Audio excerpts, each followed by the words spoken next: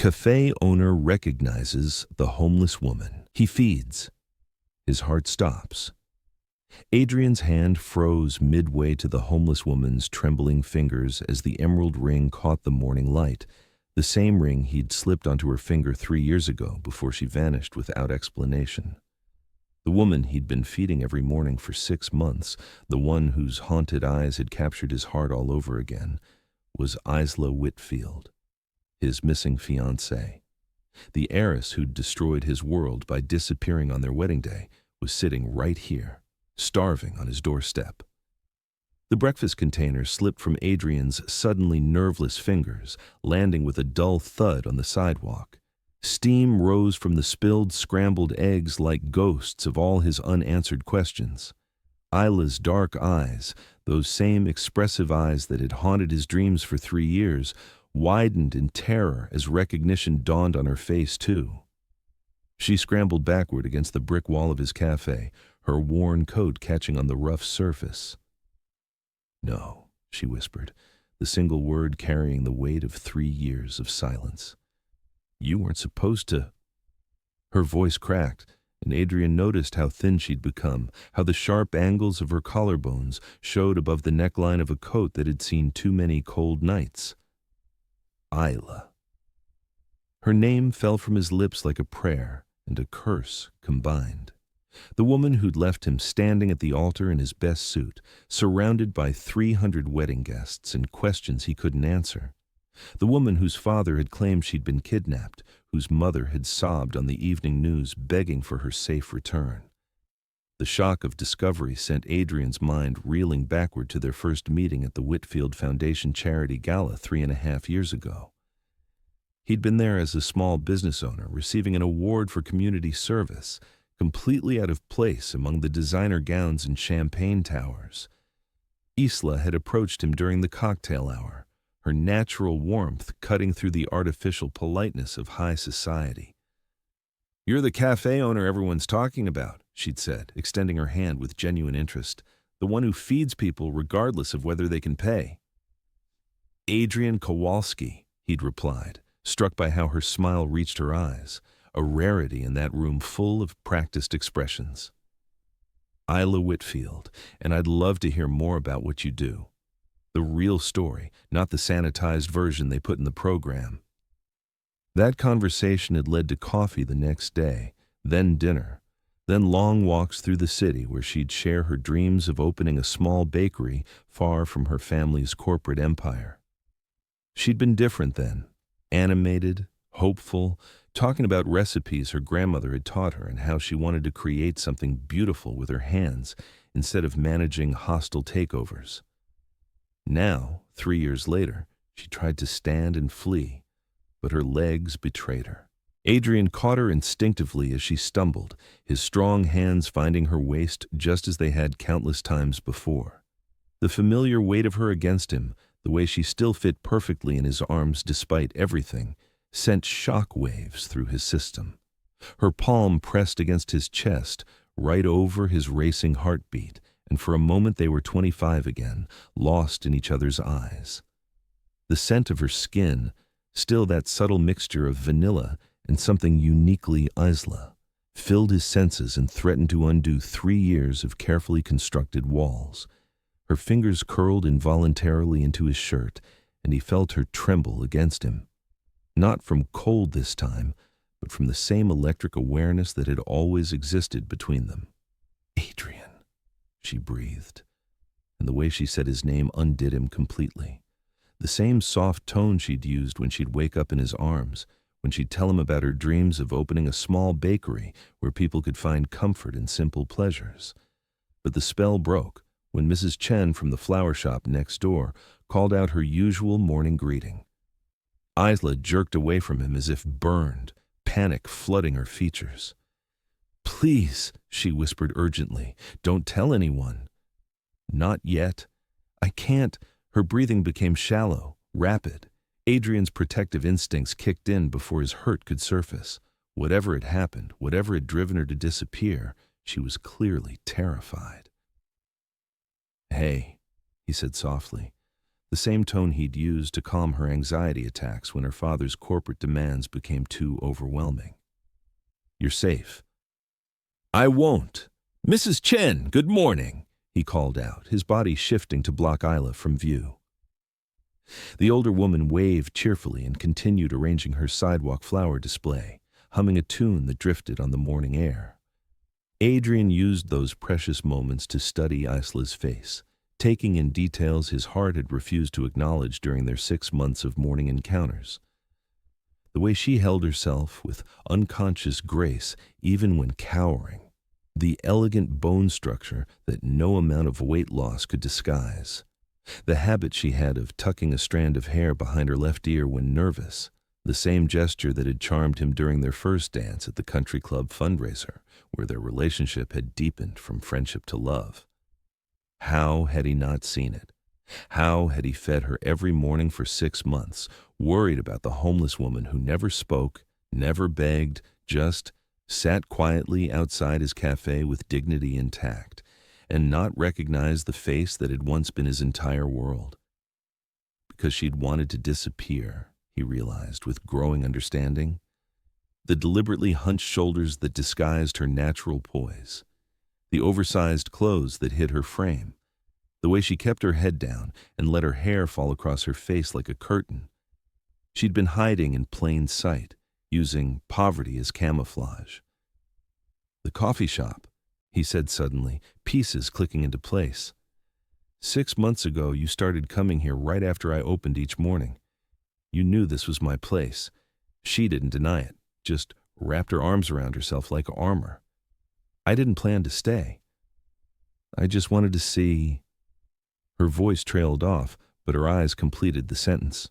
She'd wanted to see him, to know he was okay, to convince herself that leaving had been worth it if it meant he was safe. "Where have you been living?" The question escaped before he could stop it, and he saw her flinch as if he'd struck her. "It doesn't matter." "Like hell it doesn't." His voice rose slightly, then he caught himself, glancing around to ensure they weren't drawing attention from early morning pedestrians. "Isla, your parents think you're dead. There's been a police investigation.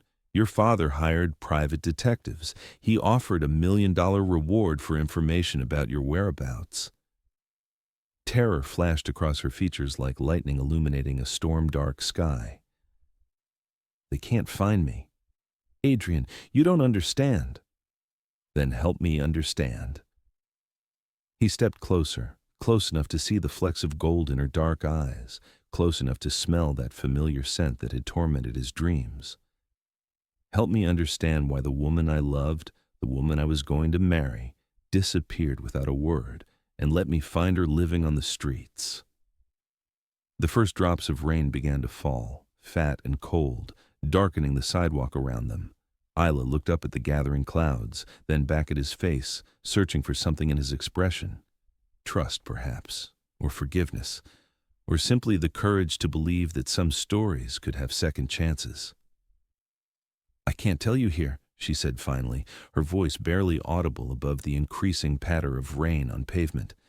"Too many ears, too many eyes." Adrian glanced around the awakening neighborhood. Morning joggers were beginning to emerge, shop owners arriving to open their businesses, the first commuters hurrying toward the subway station 3 blocks away. She was right.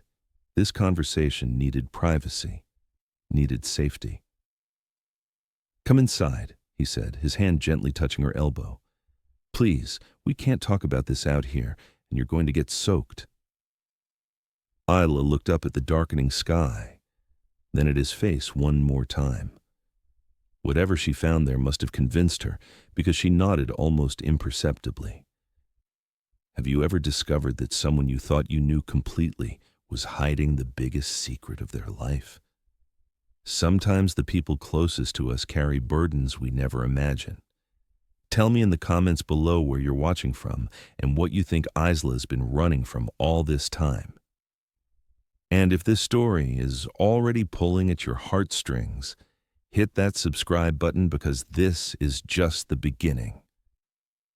As he guided her toward the cafe's side entrance that led to his apartment upstairs, her Her shoulder brushed against his arm. Such a simple touch, but it ignited something that 3 years of separation hadn't extinguished. She was here. She was real. And despite everything, the hurt, the confusion, the anger that had sustained him through countless sleepless nights, his heart recognized its other half. The key turned in the lock with a soft click that sounded like destiny finally arriving at the right address. Inside Adrian's apartment, Isla stood dripping in his entryway like a lost bird seeking shelter from a storm that had been raging for 3 years. The space was exactly as she remembered. Warm wood furniture that spoke of comfort over fashion, books stacked on every surface like old friends, the lingering scent of coffee beans and cinnamon that had once meant home to her. But she looked so out of place now, this broken version of the confident woman who'd once rearranged his spice rack according to usage frequency and filled his quiet spaces with laughter. "You're soaking wet," he observed, his voice carefully neutral even as his eyes traced the way her damp clothes clung to her too thin frame. She nodded, not trusting her voice. Being here, in this space where they'd planned their future and made love with the desperate passion of people who believed they had forever, was overwhelming. Every object held memories, the couch where they'd fallen asleep watching old movies, her head on his shoulder and his fingers tangled in her hair. The kitchen table where she'd practiced writing Isla Kowalski in the margins of wedding planning notebooks, dreaming of a life where her name wouldn't come with corporate expectations and social obligations. "I'll get you some dry clothes," Adrian said, moving toward his bedroom with careful measured steps. "You can shower if you want." Warm up properly. The simple offer of a hot shower felt like a luxury beyond imagining after 6 months of public restrooms and occasional access to shelter facilities. The consideration in his voice, the way he was looking at her, not with pity, but with genuine concern, nearly broke the careful control she'd maintained for so long. When she emerged from the bathroom 20 minutes later, wrapped in his old college sweatshirt that fell to her knees, Adrian was waiting with steaming mugs of tea. The sight of her in his clothes hit him like a physical blow to the chest. She looked small and vulnerable. Yes, but there was something else. Something that reminded him of lazy Sunday mornings when she'd steal his shirts and make elaborate pancakes in his kitchen while humming off-key show tunes. "Better?" he asked, and she nodded, accepting the mug gratefully. Their fingers brushed as she took it, and the contact sent electricity shooting up both their arms like touching a live wire. "Adrian, I need to explain." "Not yet." He sat beside her on the couch, careful to maintain physical distance but close enough that the warmth of his body reached her like a gentle tide. "First, tell me you're okay." Really okay. Not just surviving, but okay. The concern in his voice, the way he was looking at her, like she mattered, like she was precious, like her well-being was worth more than corporate mergers and family dynasties, made her eyes fill with tears she'd been holding back for months. "I've missed this," she whispered, not meaning to say it aloud. "Missed feeling safe. Missed feeling like someone cared whether I lived or died for reasons that had nothing to do with stock prices or inheritance laws." The words hung between them, heavy with implication and 3 years of carefully buried longing. Adrian's hand moved almost of its own accord, his fingers touching her cheek, brushing away a tear that had escaped despite her best efforts. "Isla," he said softly, and she leaned into his touch like a flower finally turning toward sunlight after a long, cold winter. The kiss that followed was inevitable, soft at first, hesitant, as if they were both afraid this moment might shatter like spun glass. Then, desperate as 3 years of separation and longing poured out between them like floodwaters finally breaking through a dam. She tasted like tears and redemption, Like coming home after being lost in the wilderness, like every prayer he'd never allowed himself to speak aloud. When they finally broke apart, both breathing hard, the apartment felt charged with possibility and weighted with the magnitude of what they'd just acknowledged. The careful distance they'd been maintaining had crumbled, leaving them facing the truth they'd both been avoiding. Whatever had torn them apart, whatever had driven her to disappear on what should have been the happiest day of their lives, it hadn't killed what they'd had together. "I need to know," Adrian said against her forehead, his voice rough with emotion and 3 years of unanswered questions. "I need to know why you left me standing at that altar. Why you let me think you might be dead. Why you chose to live on the streets rather than trust me enough to fight beside you." And for the first time in 3 years, Isla was ready to tell him the truth about the threats, the blackmail, and the impossible choice her father had forced her to make between the man she loved and his complete destruction. Chapter 2. The rain drummed against the windows with increasing intensity as Isla told him everything. About her father's ultimatum delivered the night before their wedding: marry Richard Blackstone, heir to the Blackstone shipping fortune, or watch Adrian's dreams burn to ash. About the investigators Thomas Whitfield had hired to dig up dirt on Adrian's family, the trumped-up health code violations ready to be filed with the city, the suppliers who'd been paid to mysteriously stop deliveries to Morning Grace Café. "He said you'd never survive what he could do to you," she whispered, curled against Adrian's side on the couch where they'd once planned their honeymoon. The physical intimacy of their reunion had opened emotional floodgates, and now she couldn't stop the words from pouring out like water through a broken dam. "He had photographs, Adrian. Photos of health inspectors in his pocket, city officials who owed him favors, restaurant suppliers who depended on his hotel contracts for their livelihoods. He was going to destroy everything you'd worked for, and then he was going to make sure you could never rebuild." Adrian's arms tightened around her, his jaw clenched with suppressed rage that made the muscles in his neck stand out like cords. "So you decided for both of us. You made the choice without even telling me what we were facing. I decided to protect you." The words came out sharper than she intended, carrying 3 years of justified defensiveness. "You don't know what my father is capable of, Adrian. The small business owners he's crushed for refusing to pay his protection fees, the people he's ruined for less than loving his daughter. And you don't know what losing you did to me." His voice was quiet, but she felt the tremor in his chest, the way his heartbeat accelerated beneath her palm. "I spent months thinking you'd been kidnapped, murdered, sold into trafficking. Then when the police started suggesting you'd left voluntarily, when they found your note saying you couldn't go through with the wedding. God, Isla, I blame myself. I thought I'd pushed too hard, wanted too much too fast, been too eager to pull you away from your family's world." The guilt in his voice broke something inside her that had been holding itself together through sheer determination. She turned in his arms, needing to see his face, needing him to see the truth in her eyes. "Never think that. What we had was real, Adrian. What we have," she corrected, her fingers tracing the line of his jaw where 3 years had added fine lines around his eyes, "is real. You were the first person who ever made me feel like I was enough just as I was. Then why didn't you trust me enough to fight with you?" The question held 3 years of pain, of nights when he'd lain awake wondering what he could have done differently. "We were supposed to be partners, Isla. In everything, for better or worse, remember? We'd already promised each other that."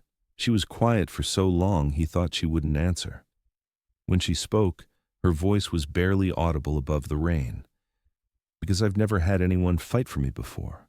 Not really. My mother tries, but she's afraid of him too, has been since the day she married him. My whole life, people have only wanted what I could give them. Money, connections, access to power, a foot in the door to the Whitfield empire. You were the first person who seemed to want just me. Isla, Not the heiress, not the hotel dynasty princess, just the woman who laughed too loud at your terrible jokes and burned pancakes every Sunday morning. I did want just you. I still do. The conviction in his voice made her chest tight with emotion. But what if he'd followed through on his threats? What if you'd lost everything because of me? How long before you started to resent me for it? How long before you looked at me and saw the woman who'd cost you your dreams? The insecurity in her voice revealed the scared girl beneath the confident heiress facade, the child who'd grown up feeling more like a business asset than a beloved daughter. Adrian cupped her face in his hands, forcing her to meet his eyes. Listen to me carefully, because I need you to understand this completely.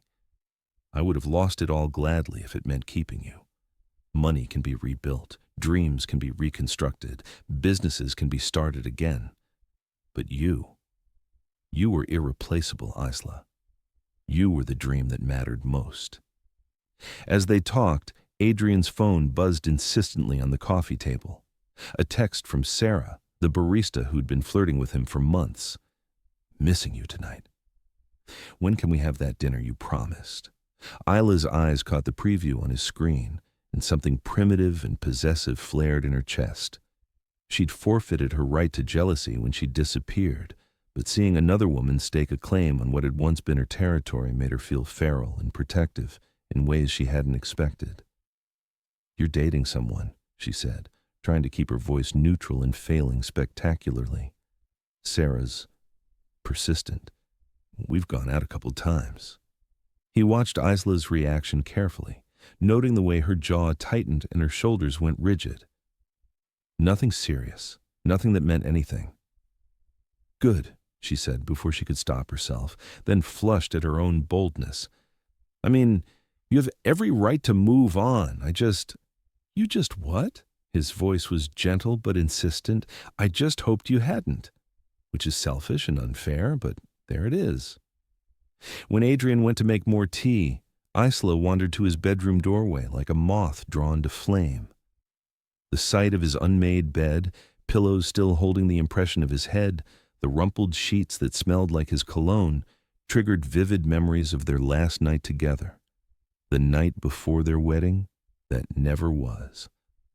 The way he'd worshipped her body like it was sacred, mapping every inch of her skin with reverent touches. The promises they'd whispered in the dark about forever and always and growing old together in a house full of laughter and love. Her knees went weak with sudden want so intense it nearly buckled her. Isla.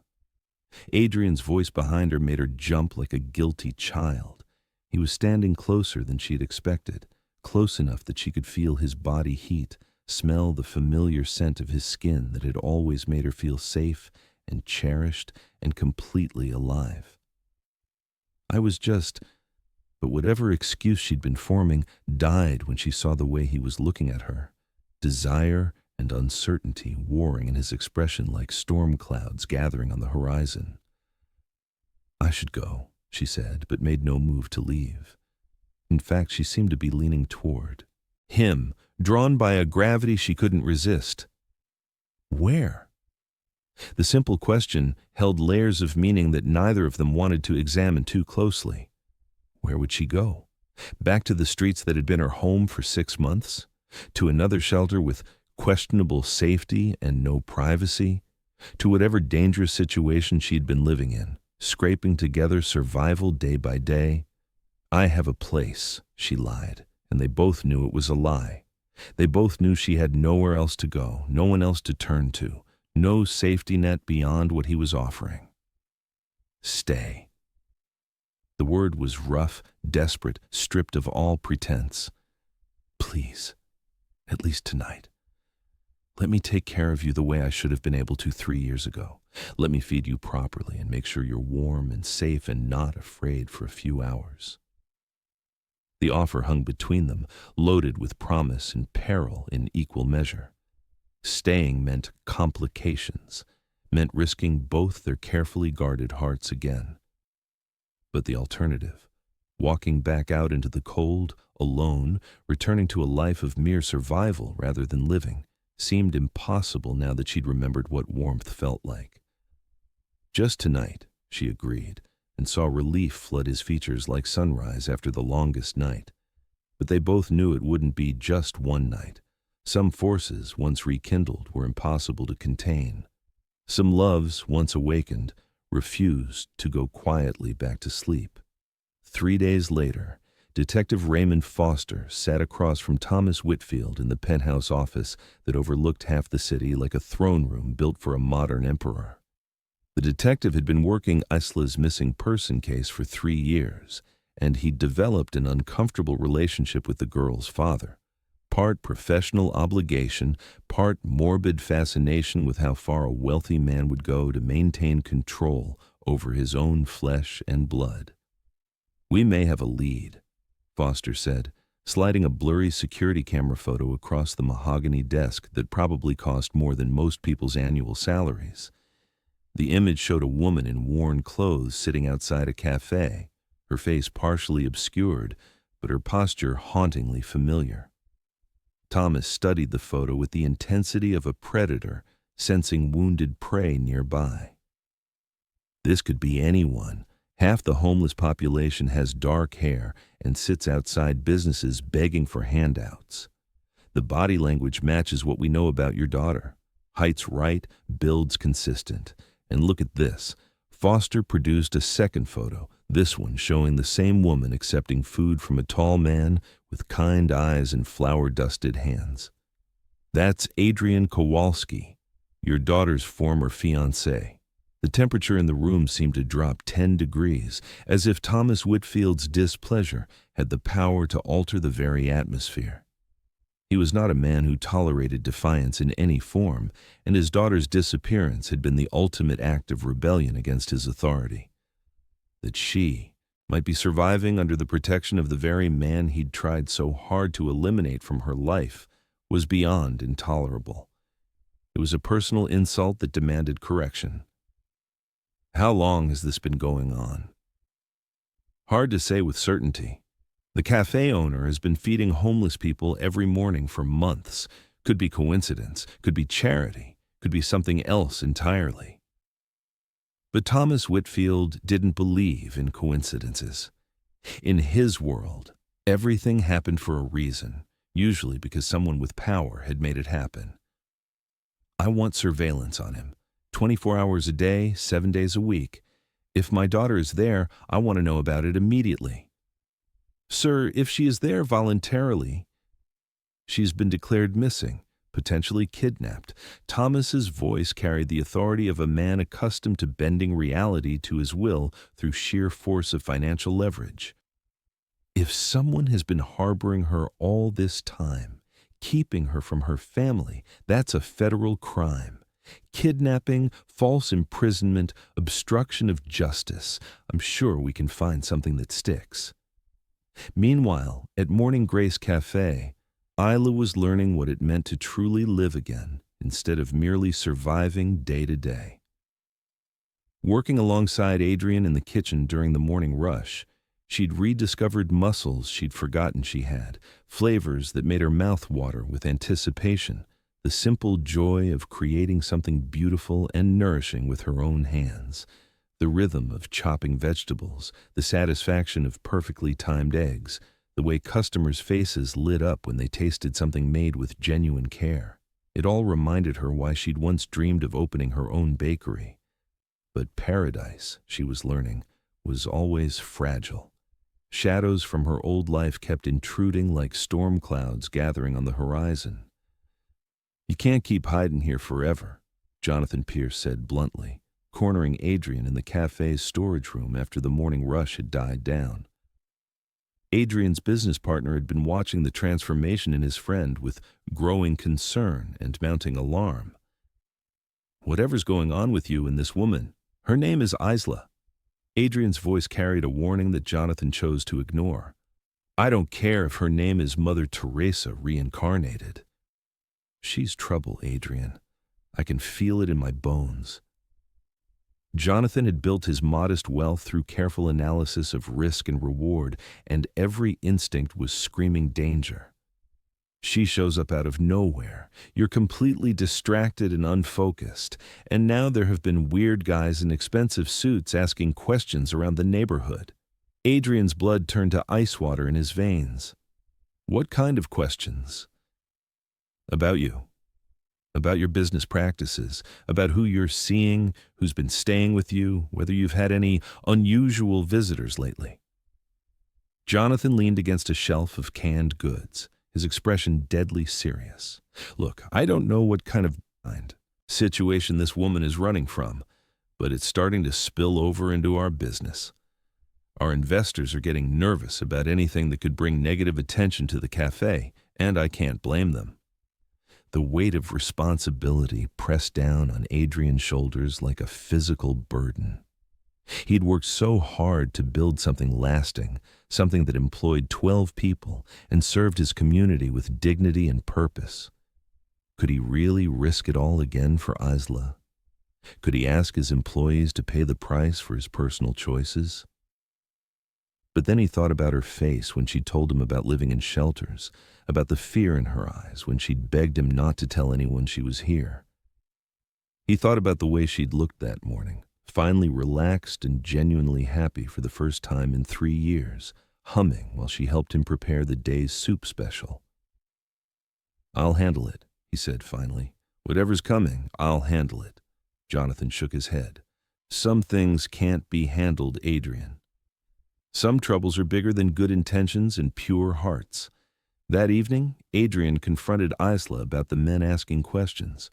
Their argument started quietly in the kitchen and escalated as it moved through the apartment like a storm system gaining strength. "I told you this would happen," Isla said, pacing like a caged animal in front of his living room windows. "I told you my father wouldn't stop looking for me. I told you he'd never give up until he dragged me back into his world. So what's your solution? Keep running? Keep living like a ghost for the rest of your life?" Adrian's voice rose with frustration and fear. "Keep letting him control your choices, even when you're not under his roof? Keep you safe." The words exploded out of her, raw with 3 years of bottled emotion and terror. "Keep you from paying the price for my rebellion. I've destroyed enough lives just by existing." "You haven't destroyed anything." Adrian caught her shoulders, forcing her to face him instead of wearing a path in his carpet. "But you're about to if you run again. You're about to destroy us before we even have a chance to fight together." The contact between them was electric, anger transforming into something more dangerous and infinitely more honest. They stood toe to toe, breathing hard, the air between them charged with unresolved passion and 3 years of separation. "I won't let him hurt you," she whispered, and Adrian pulled her against him with desperate urgency, their kiss claiming and desperate, a declaration of war against all the forces trying to tear them apart. "Then don't run," he said against her mouth. "Stay and fight with me. Trust me enough to let me choose my own risks." The knock on the door came at dawn, sharp and official and utterly final. Detective Foster stood on the other side with a warrant and backup officers, his expression professionally neutral, but his eyes holding a trace of apology. "Adrian Kowalski, we have a warrant to search these premises in connection with a missing persons investigation." Isla, hidden in the bedroom, heard every word through the thin walls that had never been meant to keep secrets. She had minutes, maybe less, before they found her. The choice was brutally simple. Reveal herself and drag Adrian into her family's web of control and manipulation, or disappear again and let him live his life in peace. Through the bedroom window, she could see the black sedans parked outside like predators waiting for wounded prey, the men in expensive suits who worked for her father standing at strategic points around the building's exits. Thomas Whitfield had found her, just as she'd always known he would. Just as she'd always feared he would. What would you do in Isla's position? Sometimes protecting the people we love means making impossible choices that tear our hearts apart. Have you ever had to choose between your own happiness and someone else's safety?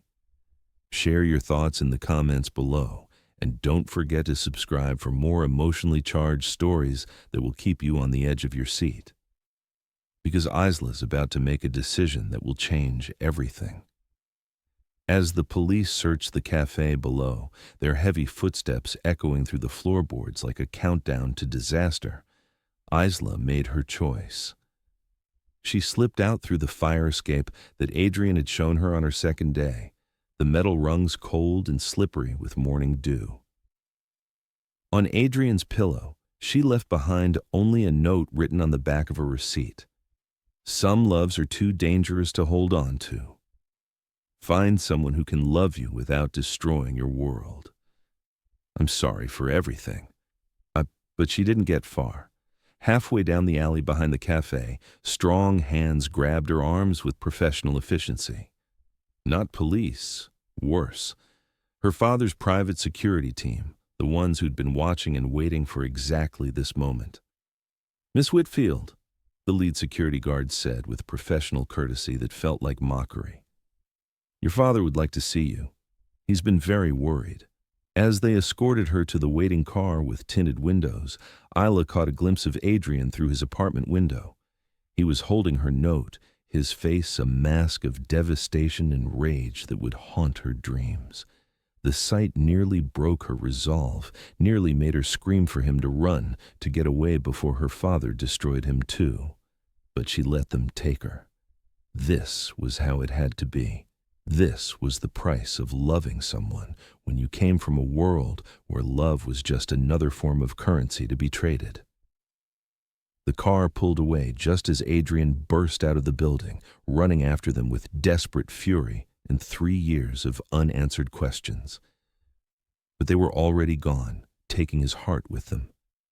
The final game between Thomas Whitfield and his daughter was about to begin, and Adrian was about to discover just how far he'd go to fight for the woman he loved. Chapter 3. The Whitfield estate loomed against the gray sky like a monument to wealth and emotional isolation. Isla sat in her childhood bedroom, now feeling more like a luxuriously appointed prison cell, staring out at the manicured grounds where she'd once played as a little girl who still believed in fairy tales and happy endings. 48 hours had passed since her father's men had taken her from the alley behind Adrian's cafe, and she felt the familiar suffocation of her gilded cage closing in around her like a trap that had been waiting 3 years to spring shut. Thomas Whitfield stood in the doorway, his presence filling the space with cold authority and unspoken threats. At 62, he was still an imposing man.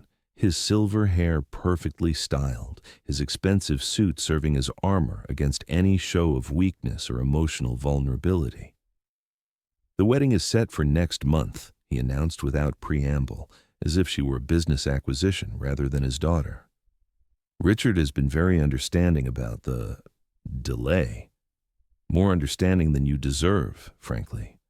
Isla didn't turn from the window, where she was watching gardeners tend to rose bushes that had never known a day of neglect. "I'm not marrying Richard Blackstone. Not next month, not ever." "You are. The merger depends on it, and I won't let your romantic delusions destroy what I've spent 30 years building." His voice carried the weight of absolute certainty, the tone of a man who'd never been told no and didn't intend to start now. "Your little adventure in poverty is over, Isla. It's time to accept your responsibilities to this family." "My responsibilities?" She whirled to face him, 3 years of suppressed fury finally finding its voice. "What about your responsibilities as a father? What about loving me enough to want me to be happy? What about caring more about my well-being than your stock portfolio?" Thomas's expression didn't change, remaining as cold and calculating as a marble statue. "Happiness is a luxury we can't afford in this family. The Blackstone Alliance will secure our position for generations. Your personal feelings are irrelevant to the larger picture. Then find another way. Sell stocks, liquidate assets, merge with someone else who doesn't require your daughter as collateral. But I won't be your bargaining chip anymore. You will.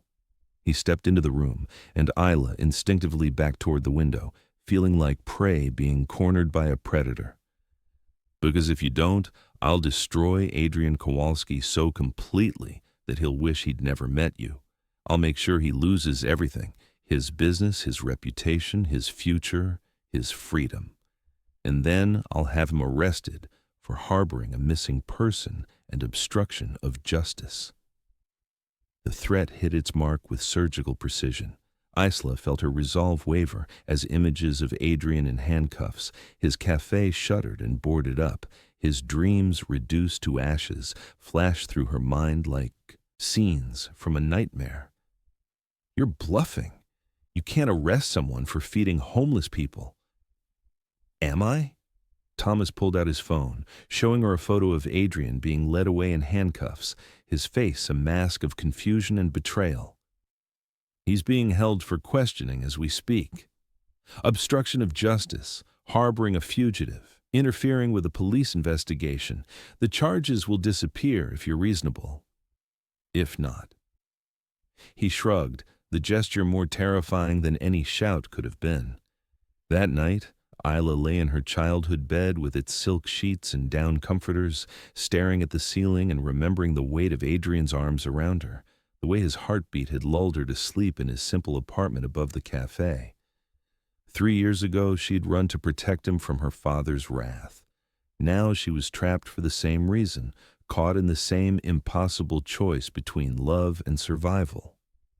But something fundamental had changed during those precious days in his apartment. She'd remembered who she was when she wasn't afraid, strong, capable, worthy of love that didn't come with conditions and price tags. Adrian had shown her that protection could be a gift shared between equals, not something imposed by the powerful on the weak through fear and manipulation. At 2 a.m., her phone buzzed with a text from an unknown number. East Gate, 5 minutes, come alone. Emmy.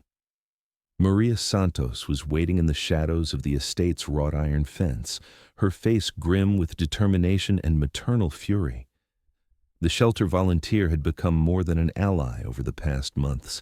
She'd become the mother figure Isla had never had, someone who saw her worth beyond her bank account and family name. I heard what happened, Maria whispered urgently. Adrian's been released, but he's half crazy with worry and rage. He's planning to storm this place tomorrow. He can't. My father will destroy him. You don't understand the power Thomas Whitfield wields in this city. Maybe. Or maybe it's time to stop letting rich men make all the decisions for women's lives. Maria's eyes glinted with fierce protectiveness. You've been hiding and running for 3 years, mija. When are you going to stand up and fight for what you want? The next morning brought Olivia Montgomery, Isla's mother, to her daughter's room with red-rimmed eyes and shaking hands. At 55, Olivia had spent her entire adult life bending to her husband's will, and the cost showed in every line of premature aging on her face, every defeated slope of her shoulders. Please, Olivia begged, gripping Isla's hands with desperate intensity. Just marry Richard. Make this easy on everyone. Stop fighting battles you can't win. Easy for who, Mom? For you? For Dad? For his business partners? What about what's easy for me? Love doesn't pay the bills, Isla. Love doesn't secure futures or protect families or maintain empires. Olivia's voice carried the weight of decades of compromise and surrender. Love is the only thing that makes any of it worth protecting. Isla pulled her hands free, seeing her mother with painful clarity for perhaps the first time. You loved Dad once, didn't you? Before you let him turn you into this frightened woman who's forgotten what it feels like to choose for herself.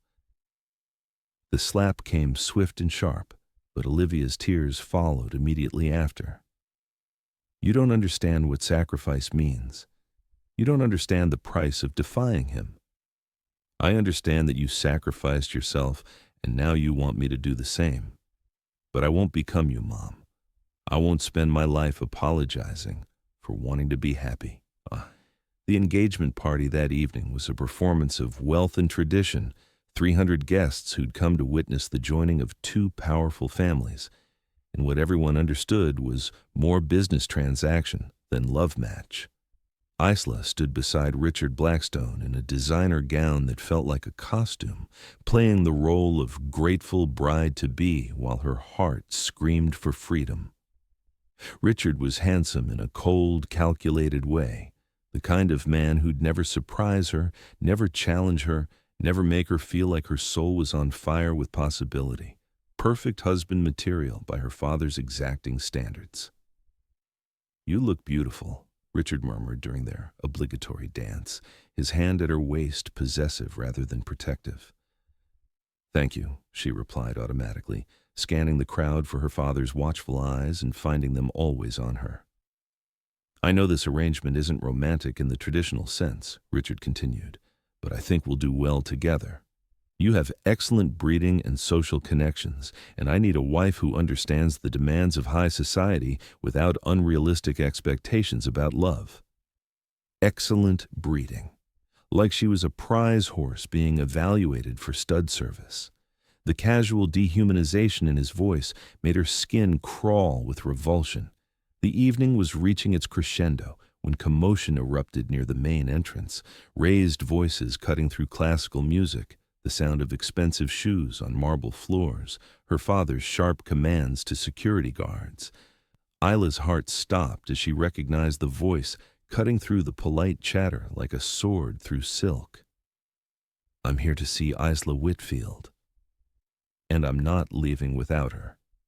Adrian stood in the doorway of the ballroom, still wearing his café clothes with flour dusting his hands, determination blazing in his eyes like fire.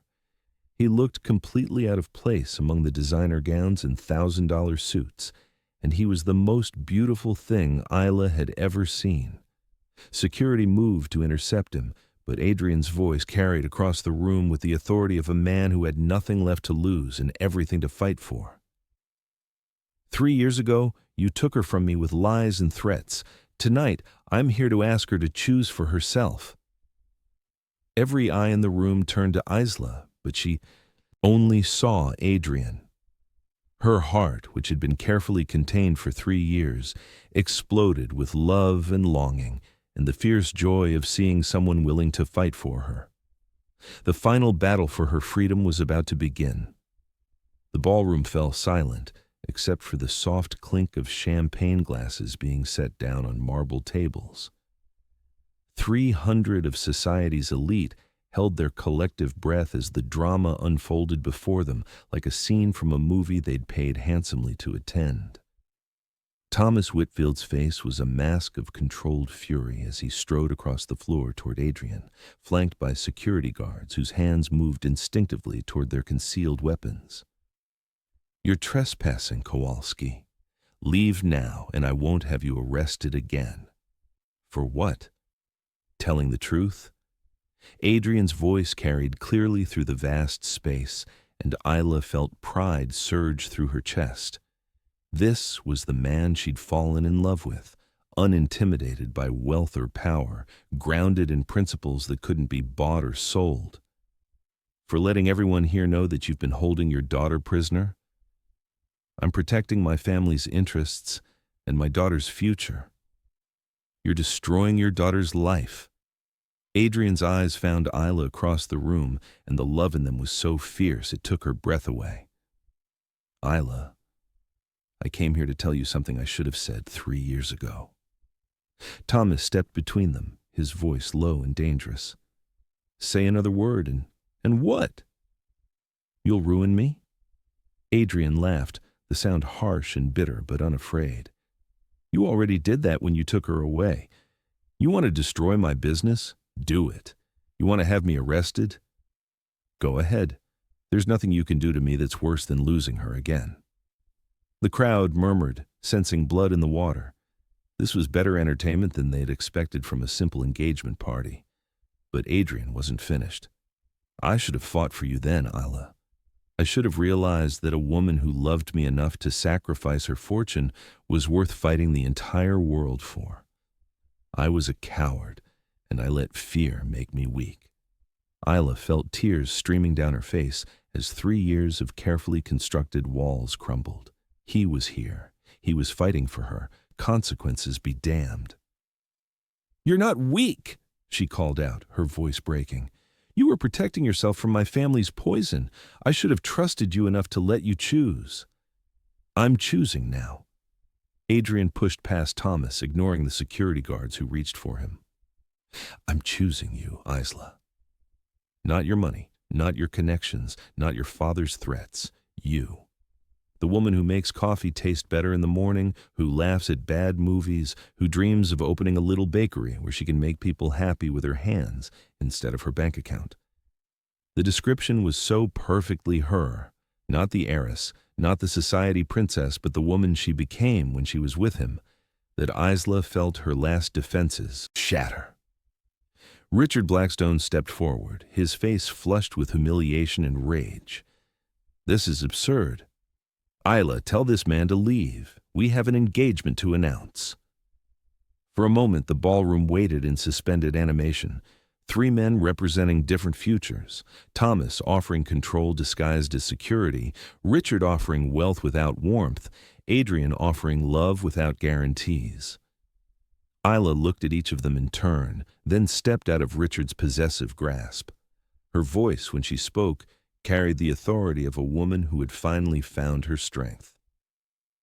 "The only engagement being announced tonight," she said clearly, "is the end of this one." She pulled the massive diamond ring from her finger and placed it deliberately on the nearest table. The sound of expensive crystal meeting marble seemed to echo through the silent ballroom. "I choose love," she continued, walking toward Adrian with growing confidence. "I choose the man who saw me when I was broken and fed me without asking for anything in return. I choose the life where I'm valued for who I am, not what I can provide." Thomas moved to block her path, his face purple with rage. "You walk out that door with him, and you're no longer my daughter. You'll be cut off from everything, your trust fund, your inheritance, your family name." Isla paused, and for a heartbeat, Adrian feared she might waver. Then she smiled, the first genuine smile he'd seen from her since their reunion. "Good," she said simply. "I never wanted any of it anyway."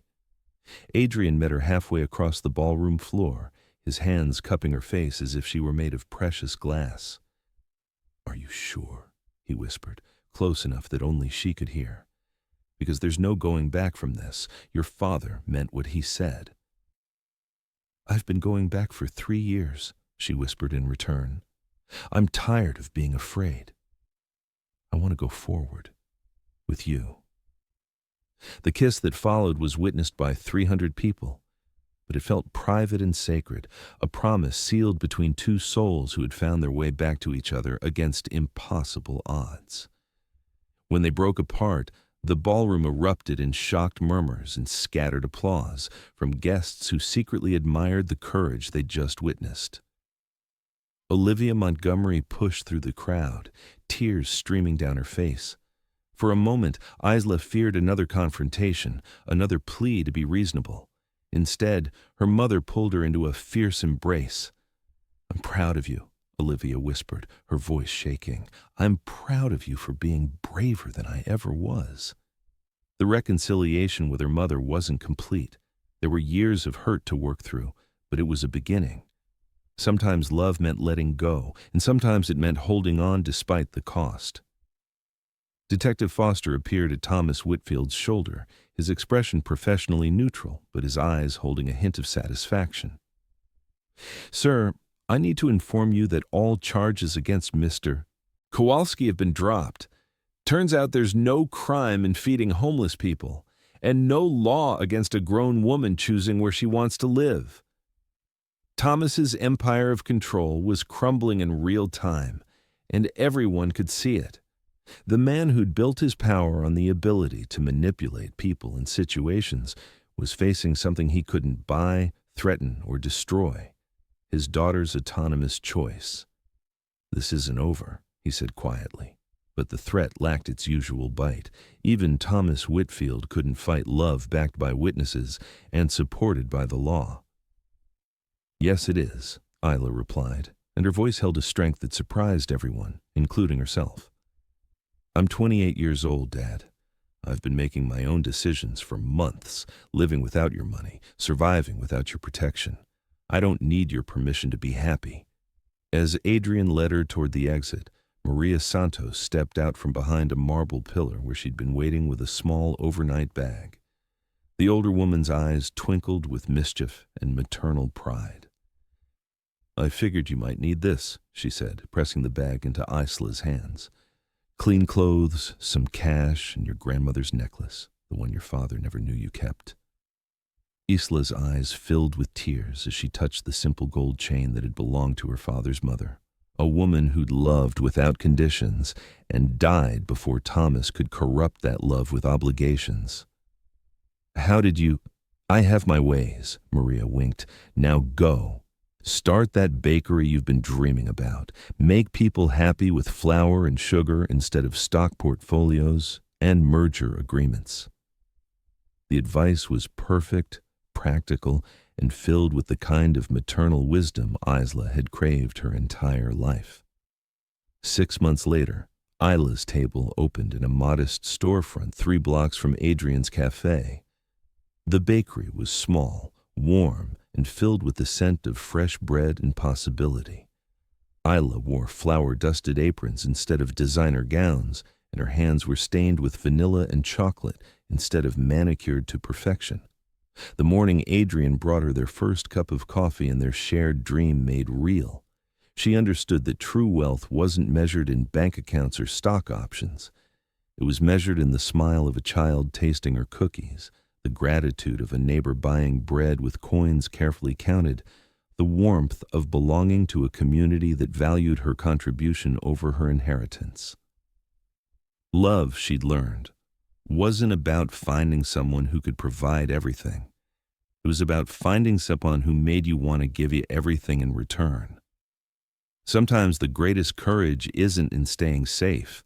It's in choosing love despite the risks. Have you ever had to choose between security and happiness? Between what others expected and what your heart demanded? Share your story in the comments below, and let me know where you're watching from. If Isla and Adrian's journey touched your heart, hit that like button and subscribe for more stories about love that conquers all. Because tomorrow we'll explore another tale of hearts that refuse to give up on each other.